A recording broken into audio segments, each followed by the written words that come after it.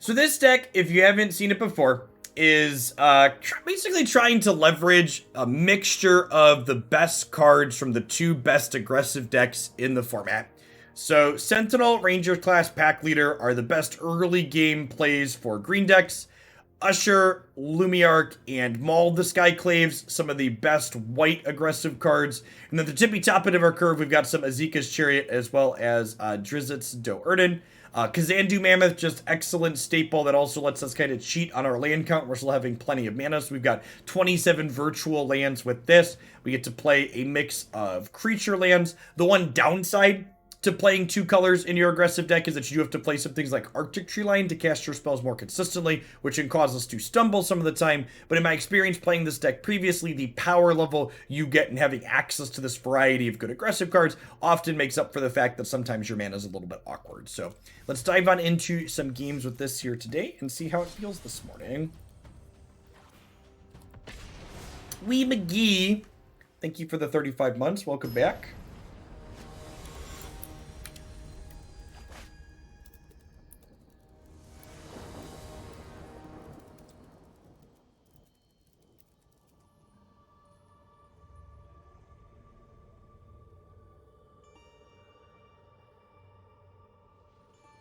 Yeah, this is sweet. We get to go Sentinel on 1, Luminarch into Usher on 2.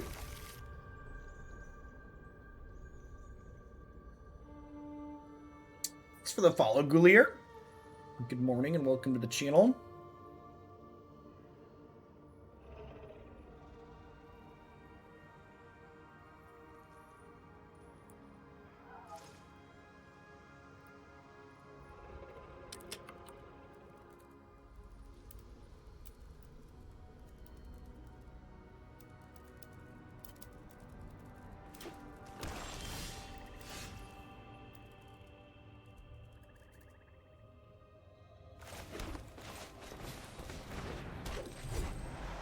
Almost 3 years indeed.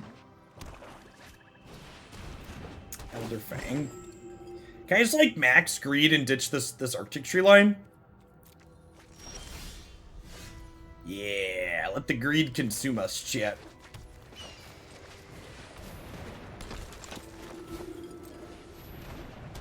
Hey, Solar Man, thanks for the follow.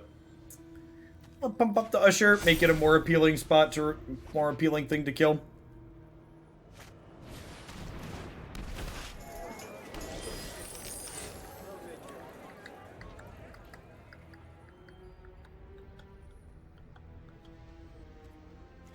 So Hydra tapped, cast this, tap this, get in for 6 with Usher.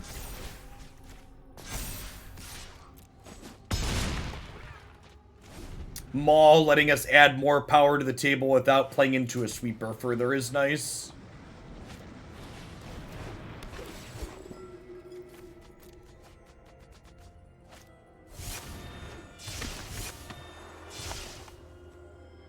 Well then.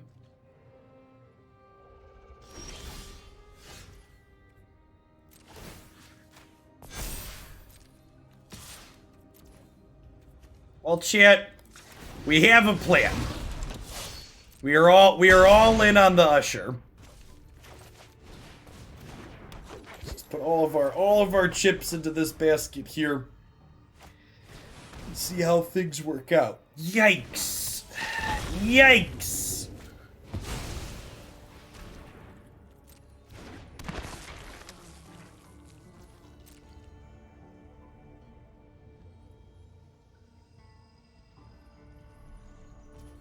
Okay, so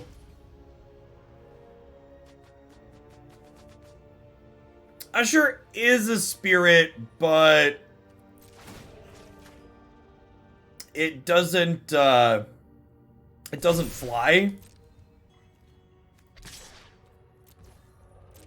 So I put a counter on Luminarch because they're going to block and sack something, and I didn't want Shambling Gas to be able to kill this. And they couldn't sack this proactively because sacking taps this. They needed it as the blocker.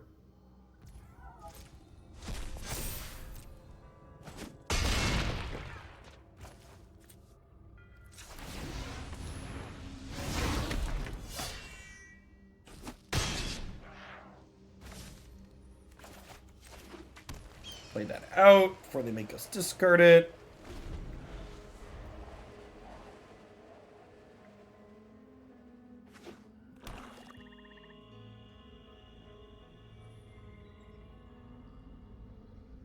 We have them under the Abyss. They have to sacrifice something every turn, basically. But at the same time, they have plenty of things to sacrifice.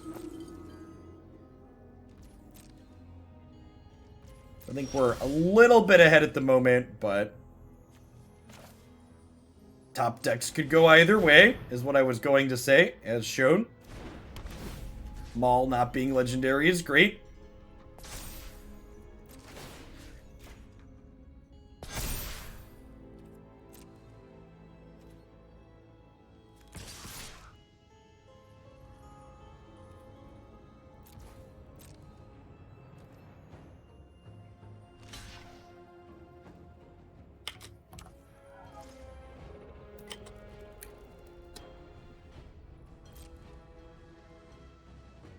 So, yeah, they kill our Aspirant, but they go to 1, right?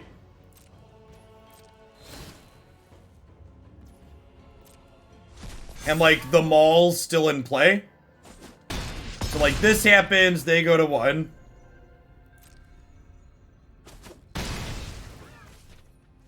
And perhaps that's a reason to put the Maul on something that's not the Aspirant there. Knowing that they're going to kill it.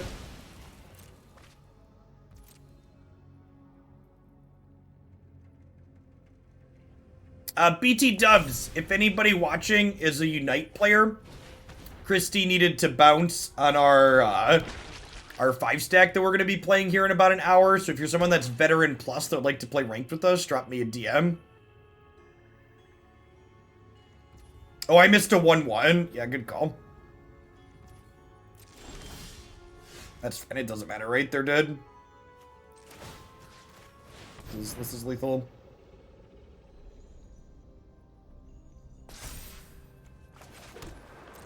They could draw into a removal spell. Off of Skullport Merchant.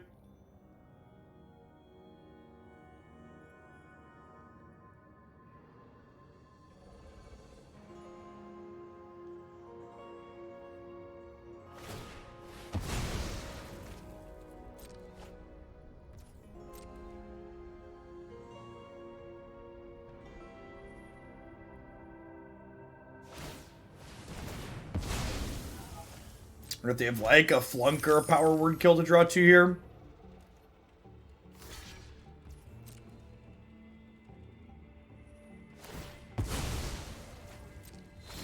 Wow, they hit it? They did not. Let's say, if they hit the removal spell, then the fact that we missed a 1-1 can come back to bite us.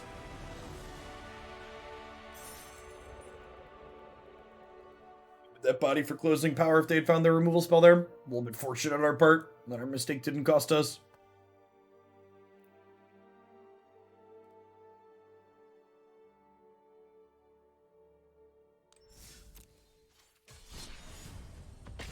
Should we have attacked all there?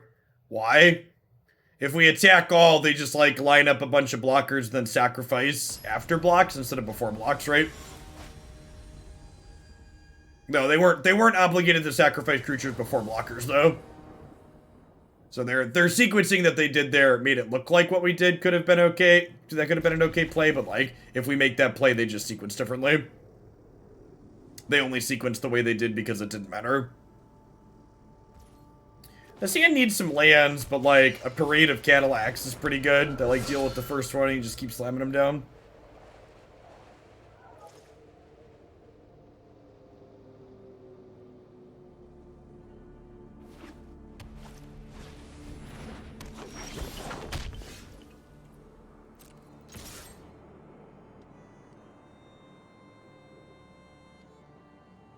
I think I'm happy with this trade, since I can play these 2 out.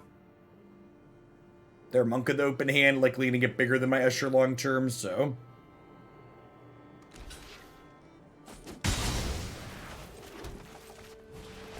Then if we just draw any untapped land next turn, we get to drop the Chariot. We did finally start drawing chariots. You're not wrong.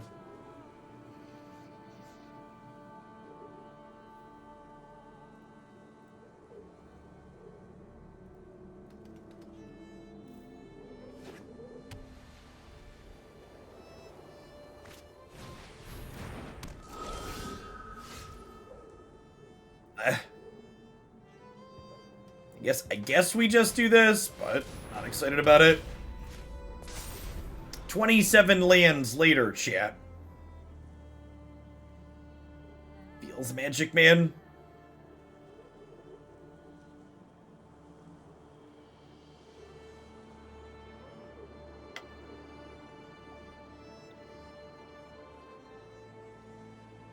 Glass half full. At least we didn't draw like a Drizzt as our only other card that costs more than 3. We have 5 cards in our deck that cost more than 3 mana. 3 Chariots and 2 Drizzt.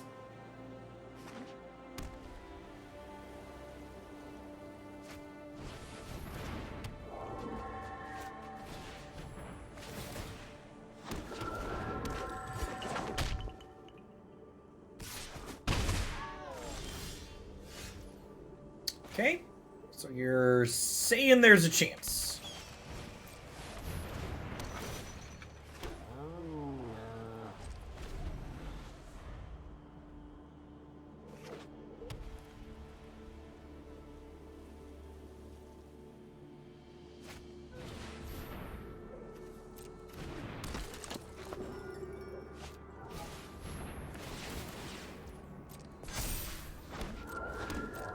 Fingers crossed they stack block this Cadillac next turn. We just play a second.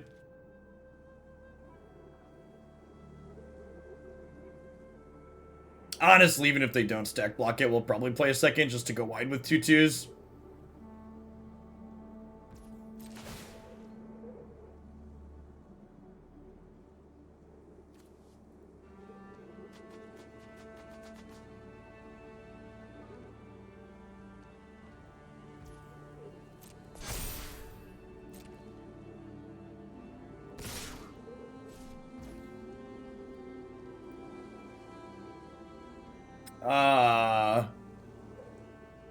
So it's like throwing away one of their things. I'll take the freebie, I guess. Okay, I want to kill the monk rather than an Aquarian Spirit before it gets bigger. I guess that's not a terrible treat for them. They pushed a bunch of damage with it.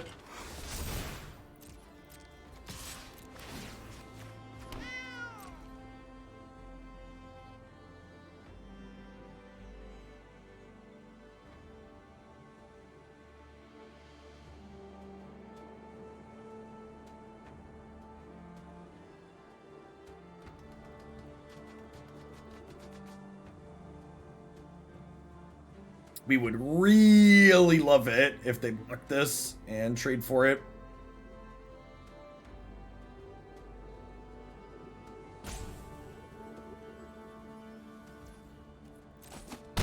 Damn. I think I'm just playing another one.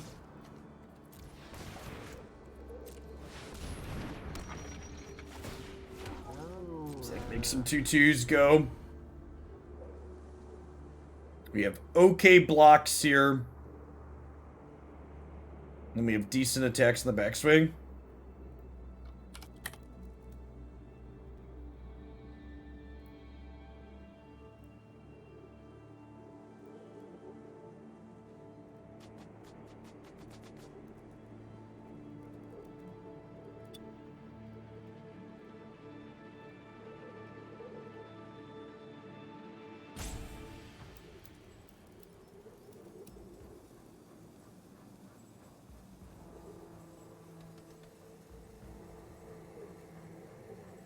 They got a couple of decisions here, because, like, they could reduce to memory my Maul and then apply pressure in the air.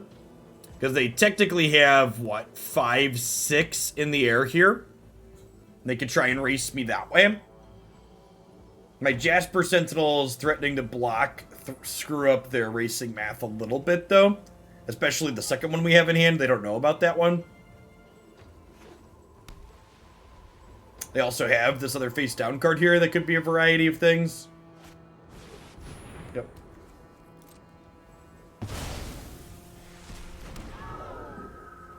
So I expect we'll see them attack us for 6 in the air.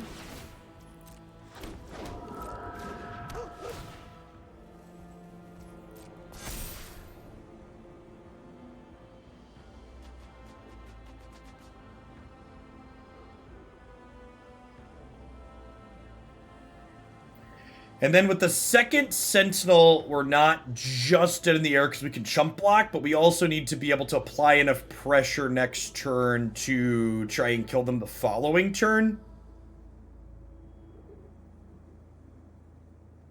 Flying is busted.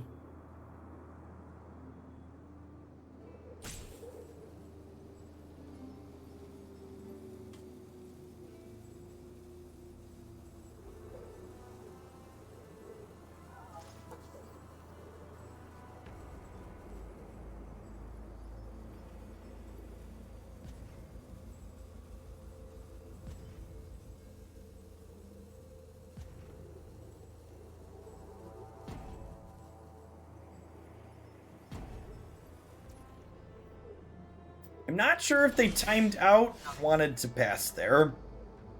Feel like it could have gone either way. See, we'll see if they're here for a decision this turn. Alright.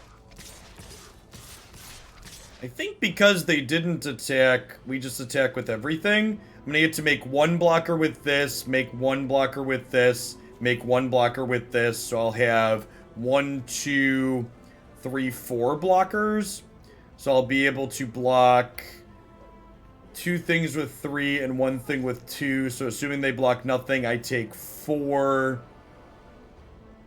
5, 6, 7, 8, 9, 10, 11. So I think we're not dead if I attack with everything here. And they likely need to do some chump blocks anyways, so...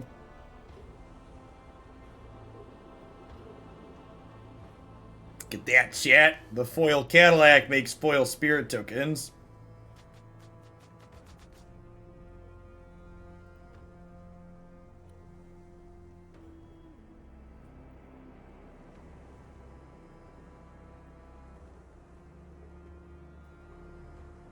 I think they've unfortunately disconnected. That's sad. We're having a really good game of Magic. Darn mobile versions and its disconnects. These kids and their 5G interwebs.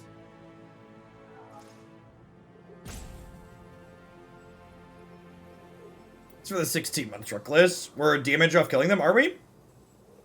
Oh, you're right. This is only an attack for 7. I believe if they fully tick down for a 3rd time, it, I believe 3's in an auto-concede. If I recall correctly. If I was the opponent and saw a board like this on mobile, I'd stop playing too. Yeah, there's a reason mobile-focused games like Hearthstone and Runeterra generally speaking, limit their how many things you can have in play at once.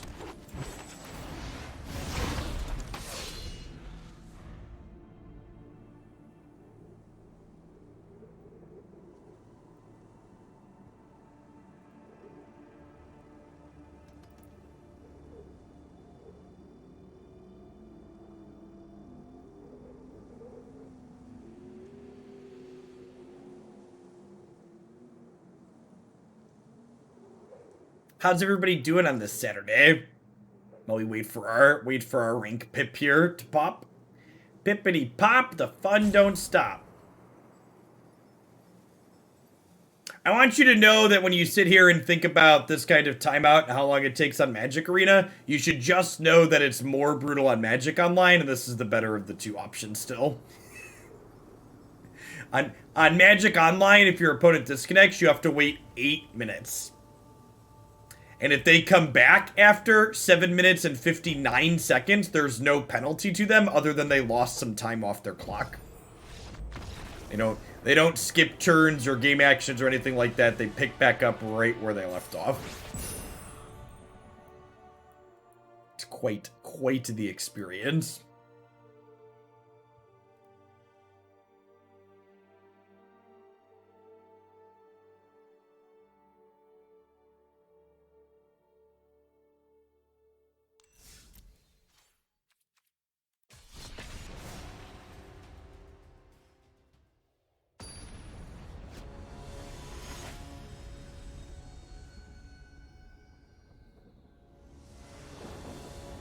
Thanks for the follow, Don Blib. Yeah, that seems pretty good. So, can't go Usher into Werewolf, we can go Usher into Aspirant, which is nice. Our turn 3 is going to be a touch awkward because of the Arctic Treeline, but never mind. We get to go Aspirant into tapped land Aspirant.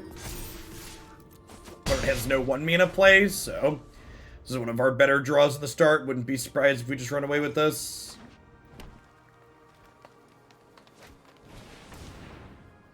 Emergent Sequence, okay. Island, oh, they're the ramp deck, got it. Time to be aggressive, be aggressive. Do be do.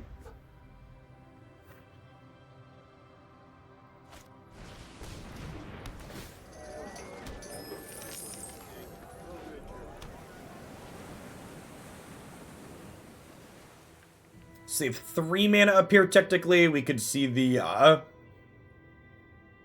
unsummoned spell.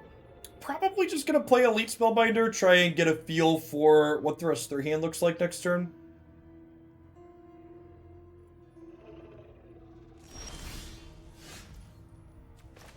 Try and make an informed decision with how we want to stack counters on things and stuff. They have Divide by 0, we get to get a big attack in this turn. They have Divide by 0, and they chose not to cast it. So they're gonna be using it to bounce something here, then. Guess we'll take one of these.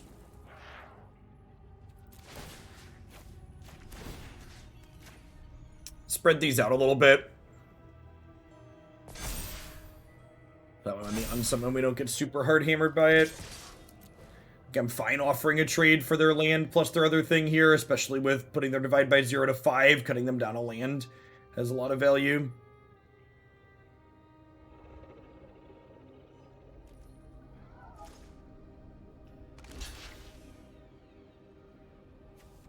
I'm gonna bounce my 1-drop or just take the hit.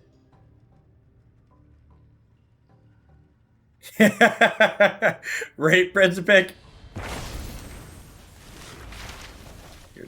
You're not wrong.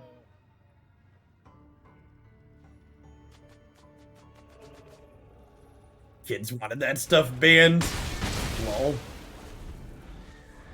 So I'll probably see Environmental Sciences, Land, Emergent Sequence here. We'll get to pressure them next turn. I'll get to go 1-drop, 2-drop. We want to just keep going wide around their bounce spells. Opponent doesn't have a payoff in hand, technically, but Divide by 0 does get them a mascot exhibition down the line. Is good to think about.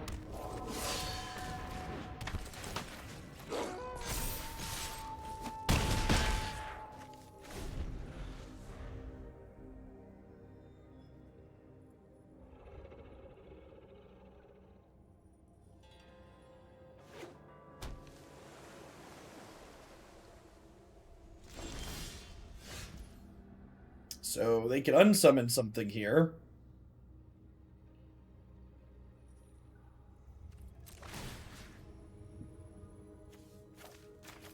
Go power herself up here, so that way I can't trade for this island.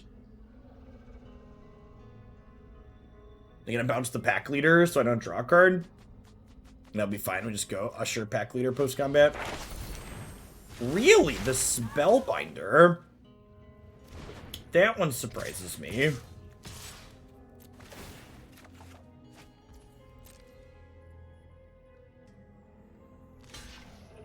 I get to poke at their hand here again, right? So, like, what are the odds they can survive with this taking a thing out of their hand?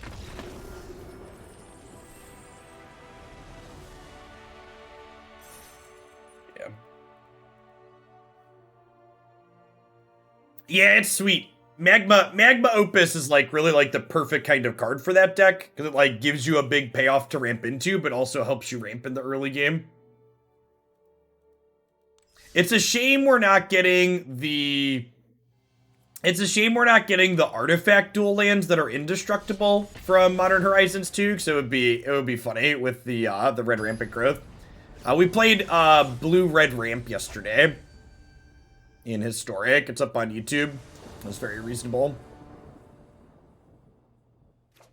So this hand does not have a white source, but it has Sentinel, so it kind of has a white source. Opponent, you're not supposed to have Sentinel on one. I have the Sentinel on one. You also having the good card is cheating. Oh no, they have Blizzard Brawl, chat. Oh man, chat, winning the die roll is busted. Dear Watsy, please nerf winning die rolls. Too strong.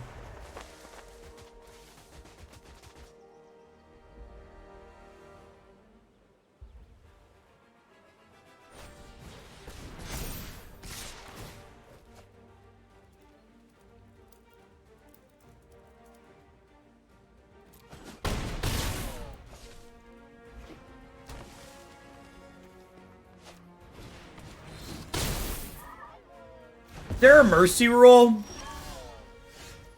Mercy. Mercy. Maybe they won't have another fight or pump spell and I can trade pack leaders here. Okay, if we trade pack leaders and then I get Chariot down. Okay. Okay. Oh-ho. We're halfway there. Oh-ho. Lizard on a chair, take my hand. We'll make it, I swear.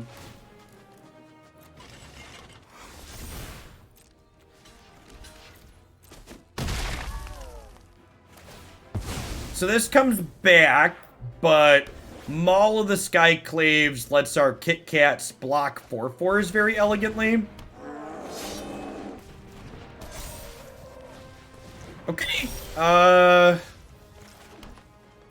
don't want to say we're ahead, because their Swarm Shamblers are technically ticking up, but we're at parity for the time being, and either of us could have good top decks to break from here, which is honestly really impressive considering we were on the draw, and they had triple fight spell this game.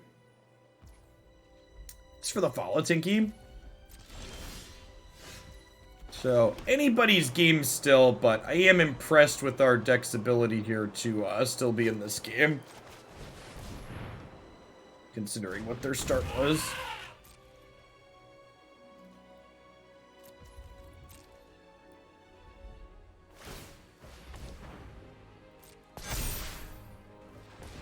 Yeah, honestly, that sounds right, Precipic. Because your Jeskai matchup should be good.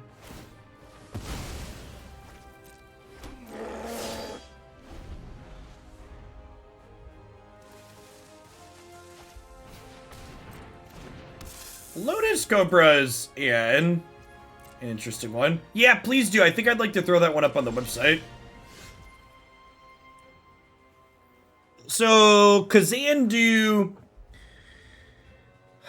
I think I'm attacking for 5 here with this. Because it doesn't block as a 5. It's a little aggressive, but... Fukaje, thanks for the follow. Yeah, like, I think this trade is good for us. I'm basically trading my 3/3 for their 4/4.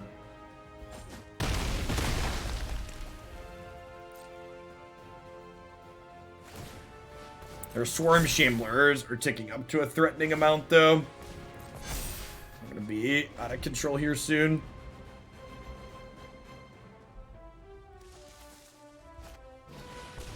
Yeah, there's the Chariot, so... Unfortunately, we appear to have lost the top deck race and stabilization. We drew 2 or 3 lands in a row here, and they've drawn Troll into Chariot.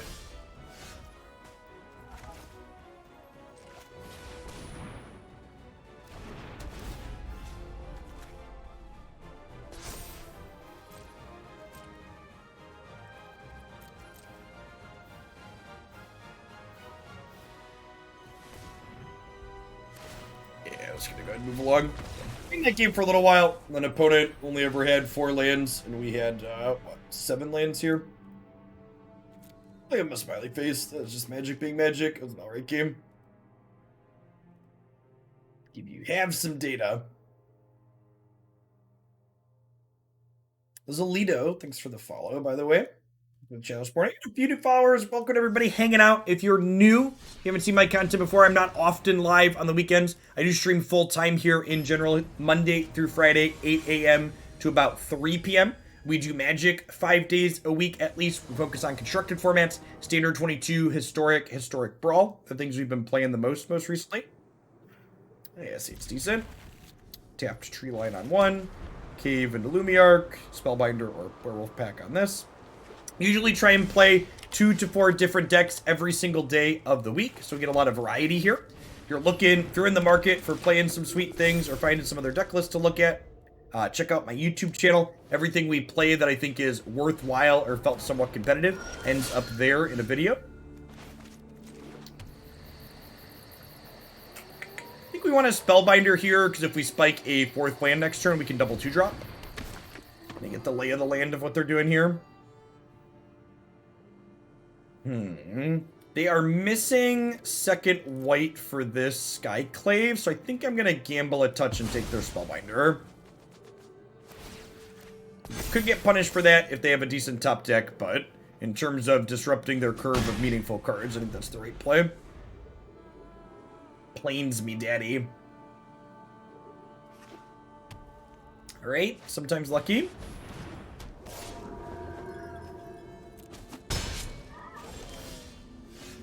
Alright, so we did not spike the land. But we could just Spellbinder them again here now. Come into that. And then this guarantees they can't Skyclave us next turn. And we'll have her give herself a counter, crack for 7.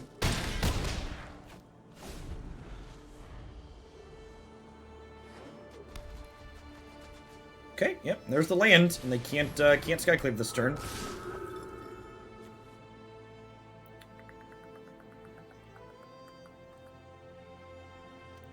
We just no blocks to take the hit.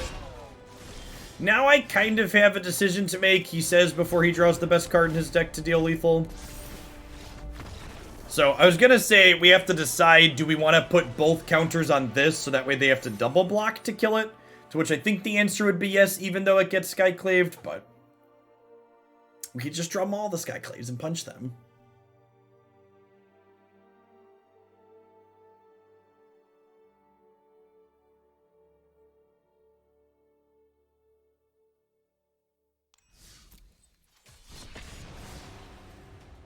Yes, yeah, the core is very similar to what you played before, press pick.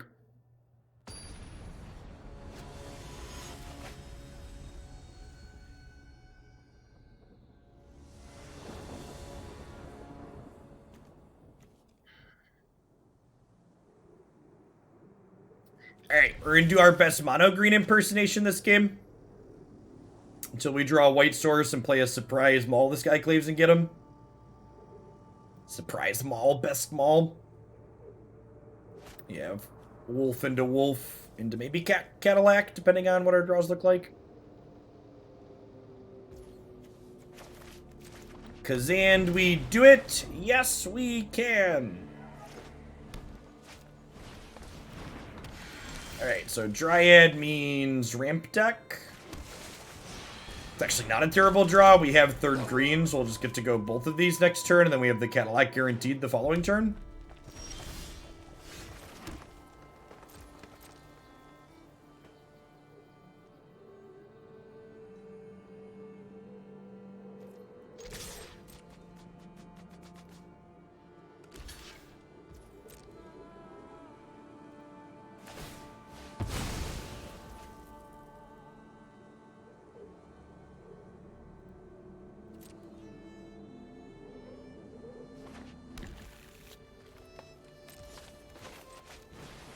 Green, red ramp, huh? Interesting. Gold Span Dragons, probably.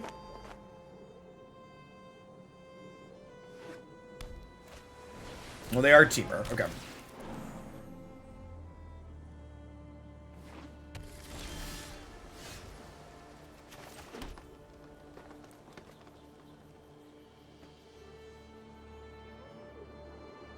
I'm gonna trade a wolf for 2 cards here. And some damage.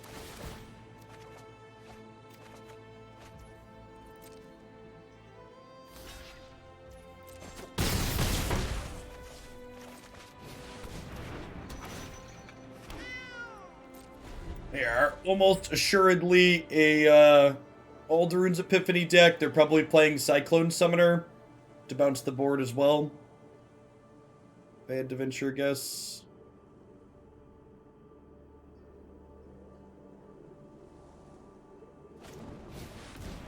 Prismari Command. It's a sweet splash.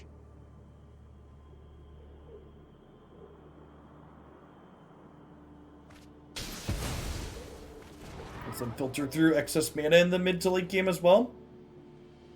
The straight blue-green ramp deck felt like it was lacking when we played it. The red splash is pretty interesting. Might have to try that.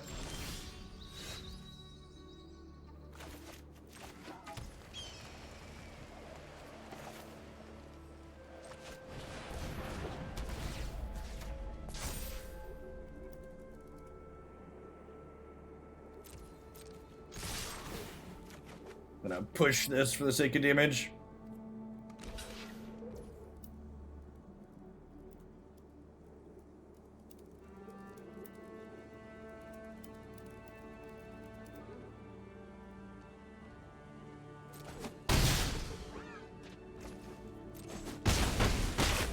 Jam this other pack leader. Basically just want to spend our mana and push damage before they can bounce all of our stuff back to our hand with the Cyclone Giant. Coma. Okay.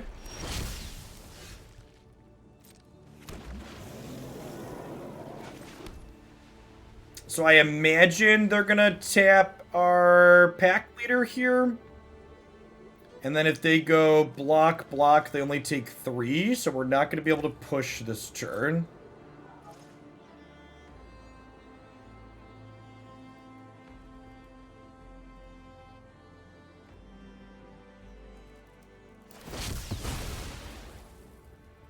Yep. Equips our sorcery speed, so I think we just pass for the time being. And then with the white land drawn here, we can go Usher into Drizzt's. We'll see what they have to play to the board. They'll obviously have 1 extra snake here, because they're going to snake on their turn and snake on our turn, but we might have enough to push through here if we're wide enough. It's going to depend on what their leftovers in hand are for sure.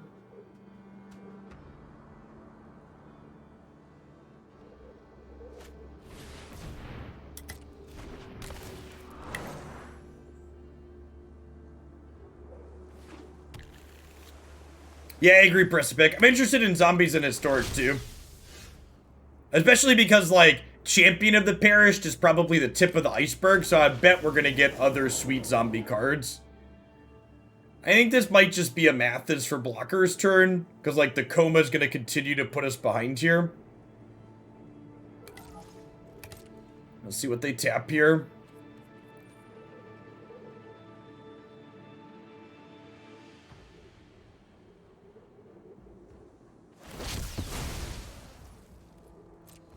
Yeah, I think we just make a 4/4 and ship here.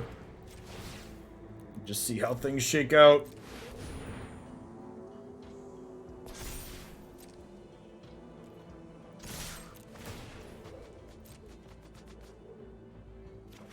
Can you post a link to a deck list in chat, Matrique, on Goldfish or somewhere like that I could import?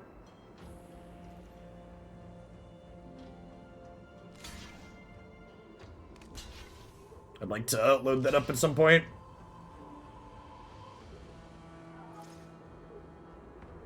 Yeah, perfect. No rush.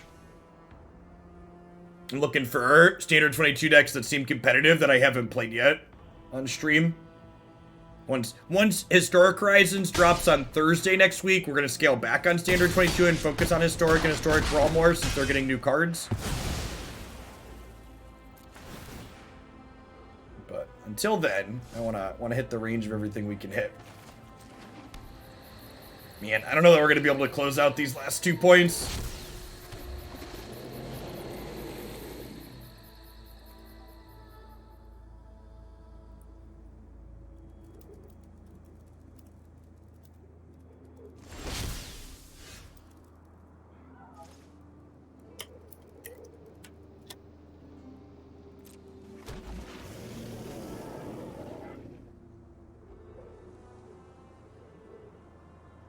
So they're only gaining one snake every other turn at least. Yeah, another Maul could get us back in it. So they have to sack a snake to tap the Werewolf pack leader, right? I guess they could have like if they have like another Shatter Prismari command, that'd be bad for us.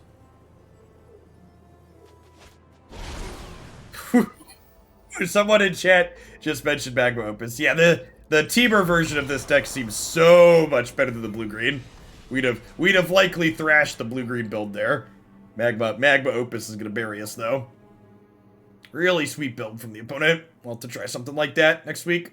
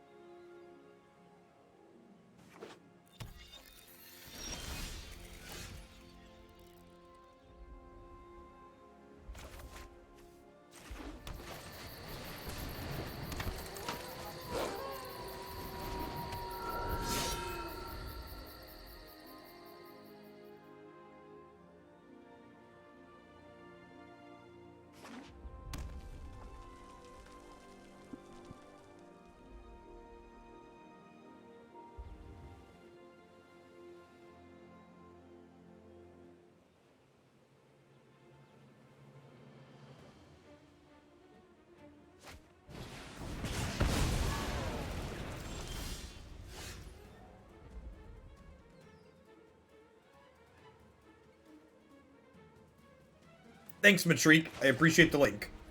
Alright, so let's get Spellbinder down here. Get a feel for what they have going on.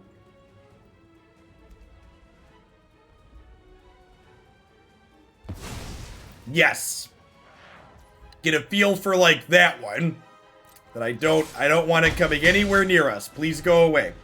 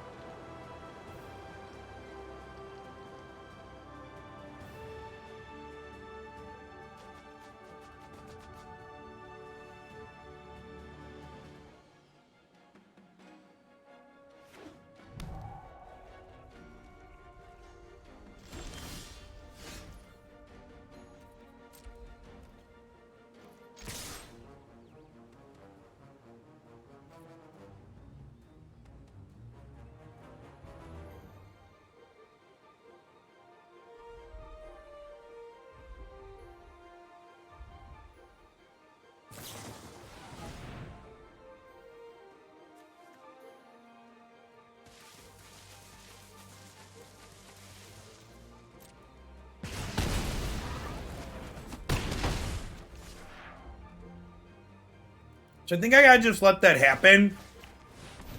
So I can re-equip this here. So that way land Crush the Weak doesn't kill my entire board.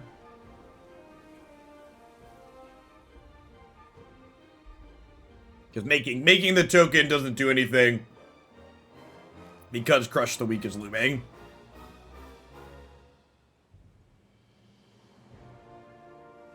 So now if they crush, they still die.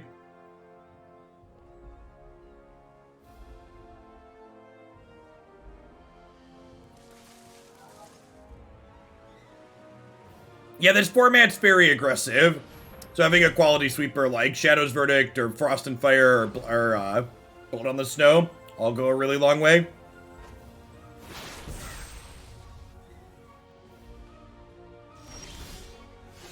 Alright, so they're going to be dividing by 0 here.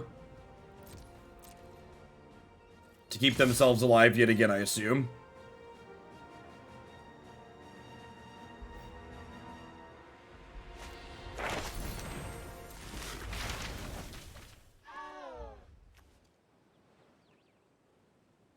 And then Drizzt is actually a good draw.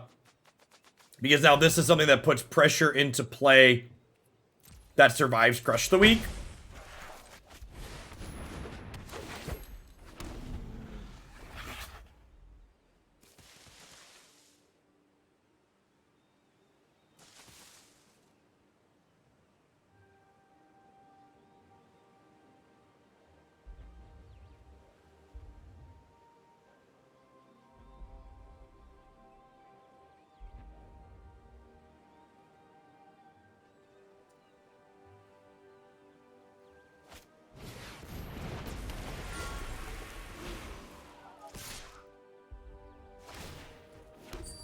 I don't think so, Precipic.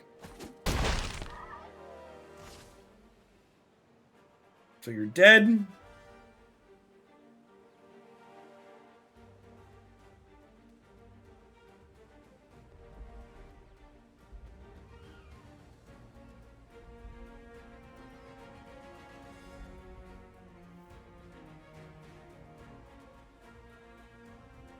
Yeah, a lot of Historic Horizons, other than Archmage Charm, is all just new cards, right? Oh, do they have,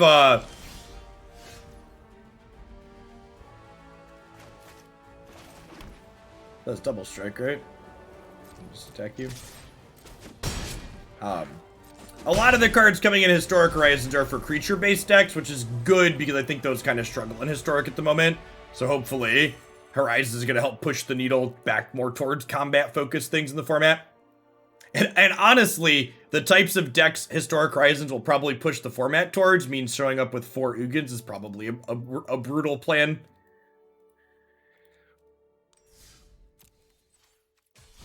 With this one little down-tick trick, creature decks hate him.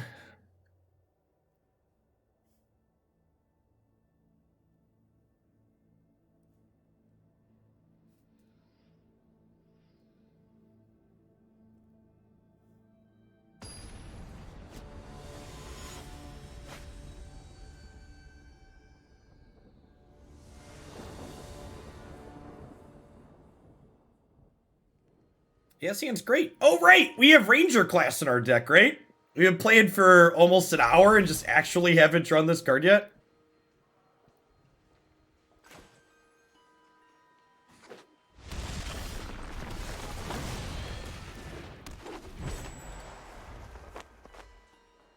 Shatter Skulls, you say?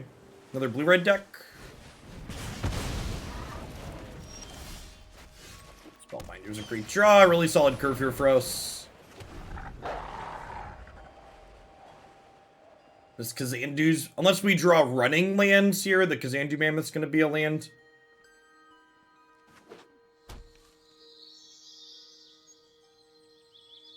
Looks like Team Ramp again. Get a rematch here. First game was close. I'm sure to see how this goes the second time.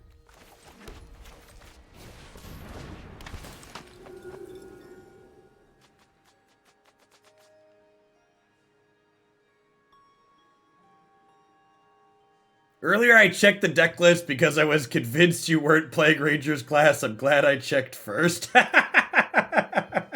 That's great. No, yeah, just a luck. I think we take Epiphany here. Means they can't foretell it and this stays gone until 9. They get to Esika's Chariot this turn, but I get to go like tapped land Maul on here, crack for 7 in the air. And then we have Drizzt as a follow-up. Okay, and we hit running land, so Mammoth gets promoted to a spell, but I still don't want to play it this turn.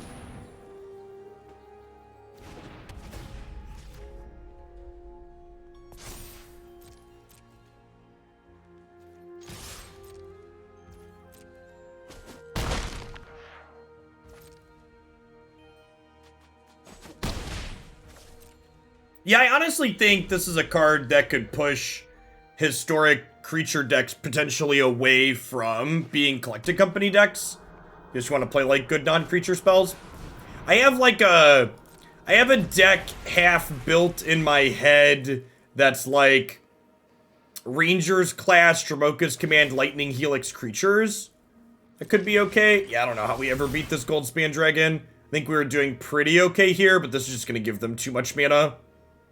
We could race any creatures they played, but accelerating to Aldrin's Epiphany is just GG. Even to Magma Opus too, honestly.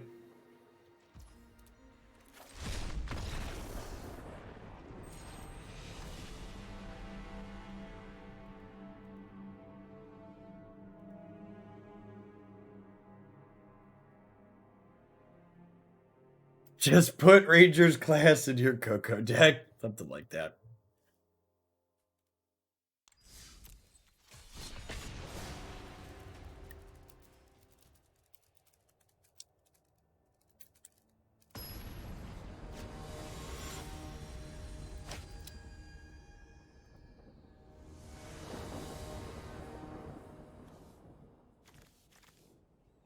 Yeah, I mean, this sounds good.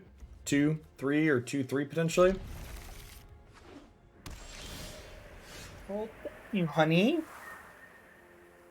All right, chat. You're gonna have to watch me play Magic in silence while I eat some food here for a little bit. Look at that! Christy walking into the room was lucky. We drew the perfect 1-mana play.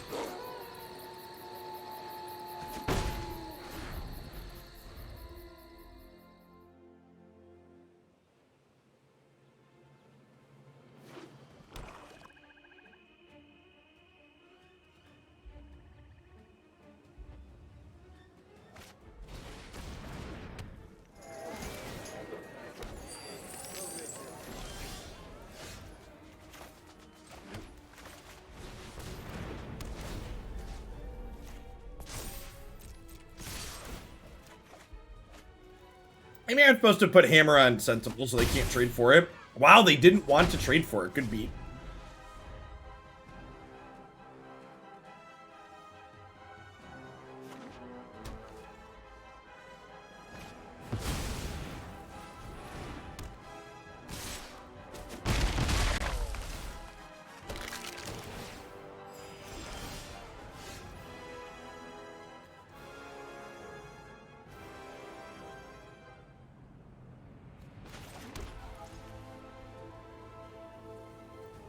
That's sweet and scary. So, do I just like attack for 6 Chariot? I think so.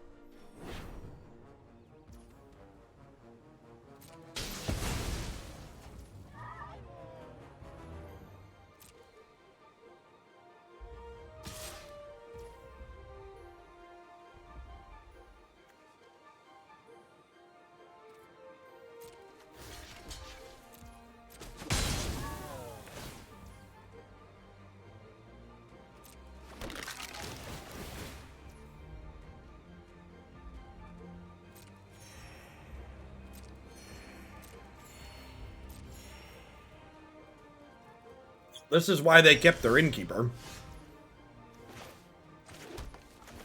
Yeah. Yeah, their build's kind of sweet.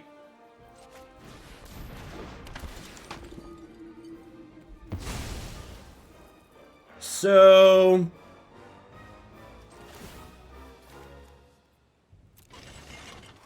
we crew this. Attack and then play another Spellbinder. And then with the Maul equipped next turn, we have a lot of flying power.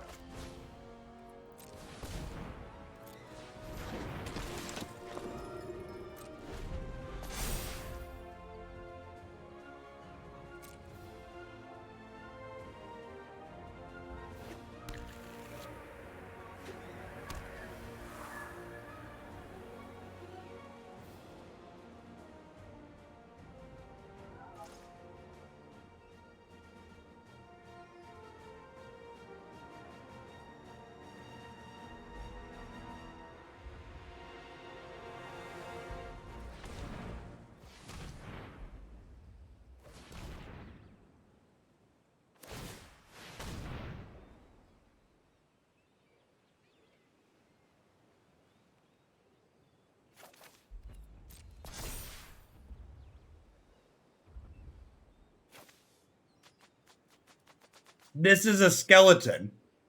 That's great. I always, like, know that this is every creature type in the back of my mind. But whenever I see it with, like, a new creature type synergy card, like Skeletal Swarming, there's always one of those, like, oh shit moments where it's like, oh, it does that too.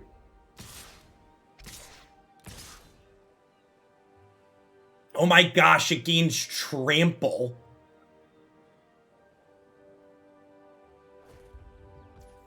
Well, I'm just like, no blocks, kill them on the backswing, right? Is the plan here? Once they're all trampling anyways.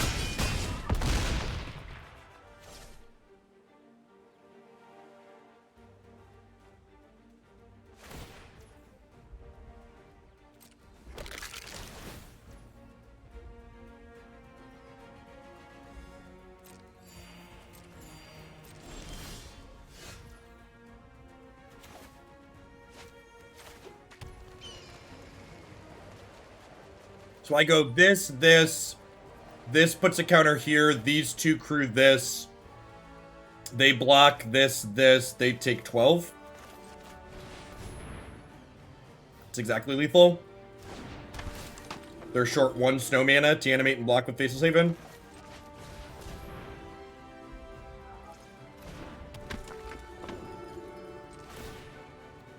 We actually needed the Aspirant for lethal here, right?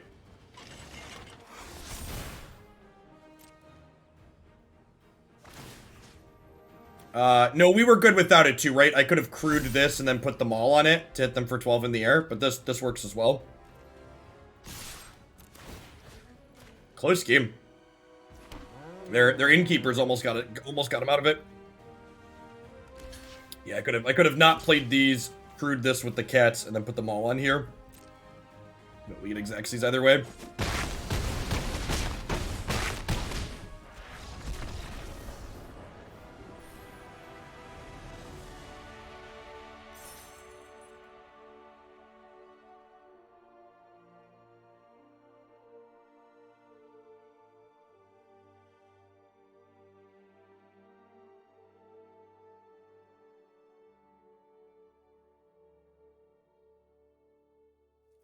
So, impromptu, that turn that you're referencing that I shouldn't have blocked their skeleton, I needed to block their skeleton because they killed my wolf that turn, so a creature had already died. So it was correct for me to block because they were making 2 skeletons that turn already because of their binding.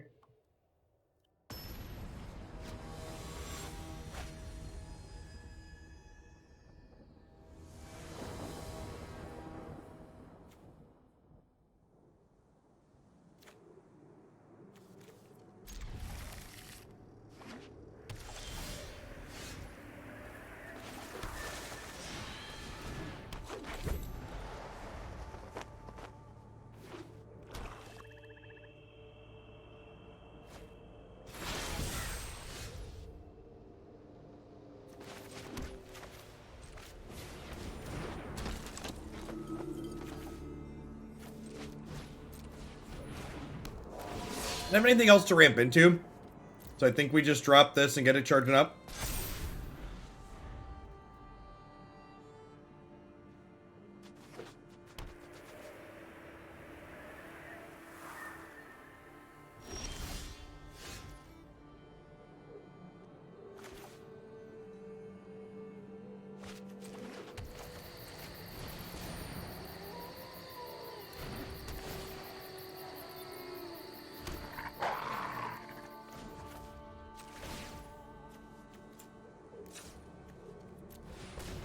not a bot. Thanks for the quarter of ear. I appreciate that. Welcome back. This could be a Poison the Cup. It's like a black foretell card. I'm going to divvy up my counters here a little bit. My goal is to try and make this the more appealing thing to kill, because I care about this more.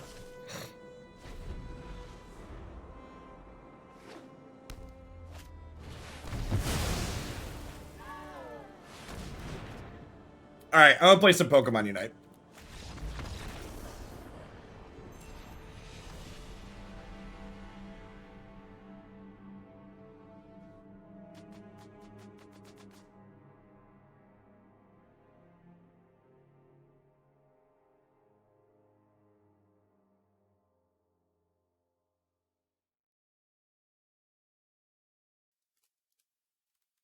Do you have a short wrap on this deck before we pivot games?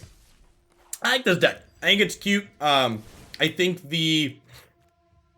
while obviously in that last game our opponent had Culling Ritual, in general, against a lot of the sweepers that see play in this format, the mixture of Maul of the Skyclaves, Ranger class, Chariot, and Creature Lands gives us a lot of counterplay against most of the sweepers people play.